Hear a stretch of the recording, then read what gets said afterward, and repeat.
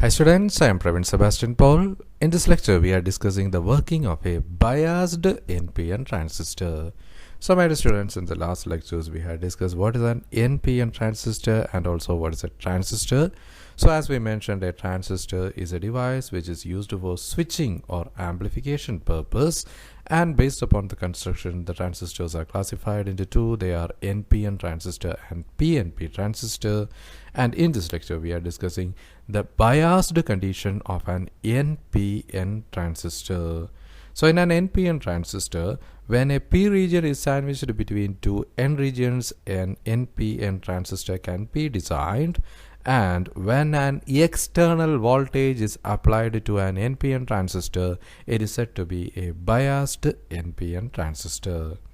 Depending upon the polarity of the applied voltage, the NPN transistor can operate in three different modes. They are active mode, cutoff mode, and saturation mode.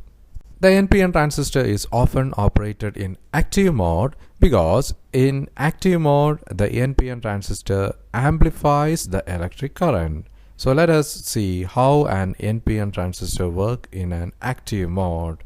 So let us consider an NPN transistor as shown in this figure. In this figure, the emitter-base junction is forward biased by the DC voltage, and the base collector junction is reverse biased by the DC voltage. So when we are considering these two junctions, that is, firstly we are discussing the emitter-base junction. Due to the forward bias, a large number of free electrons in the left side N region, that is the emitter region, experiences a repulsive force from the negative terminal of the DC battery, and also they experiences an attractive force from the positive terminal of the battery. As a result, the free electrons start flowing from emitter to the base. In similar way, the hole in the base experiences a repulsive force from the positive terminal of the battery and also experiences an attractive force from the negative terminal of the battery. As a result, the holes start flowing from base to the emitter.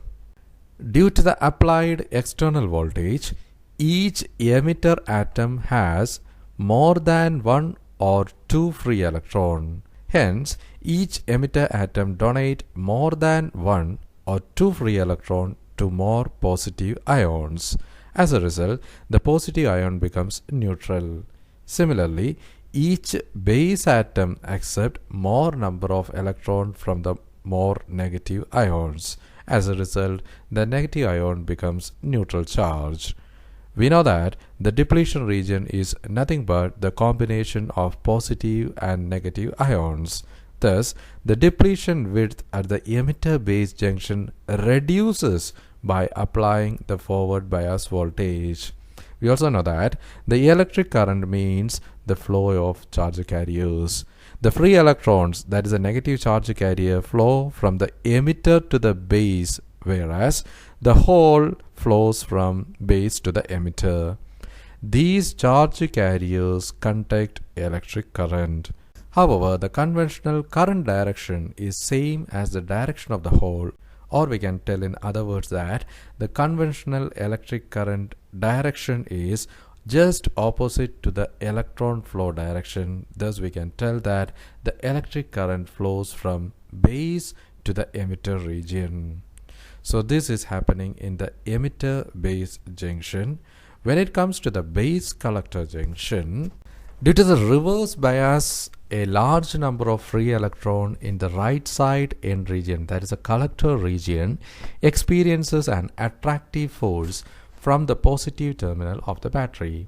Hence, the free electrons move away from the junction and flow towards the positive terminal of the battery. As a result, the large number of neutral collector atom loses the electron and becomes positive ion. On the other hand, the hole in the P region, that is the base region, experiences an attractive force from the negative terminal of the battery.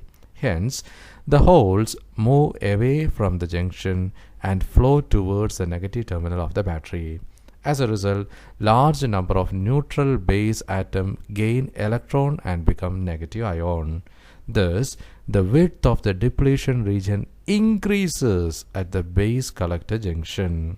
In other words, the number of positive and negative ion increases at the base collector junction. So when it comes to the collector-base-emitter current, the free electrons that are flowing from the emitter to the base due to the forward bias will combine with the hole in the base. However, the base is very thin and lightly doped, so only a small percentage of emitter free electron combines with the hole in the base region. The remaining large number of free electron will cross the base junction and reaches to the collector region. This is due to the positive supply voltage applied at the collector. Hence, the free electrons flow from emitter to collector. At collector, both the emitter free electron and the collector free electron produces current by flowing towards the positive terminal of the battery. Therefore, an amplified current is produced at the output.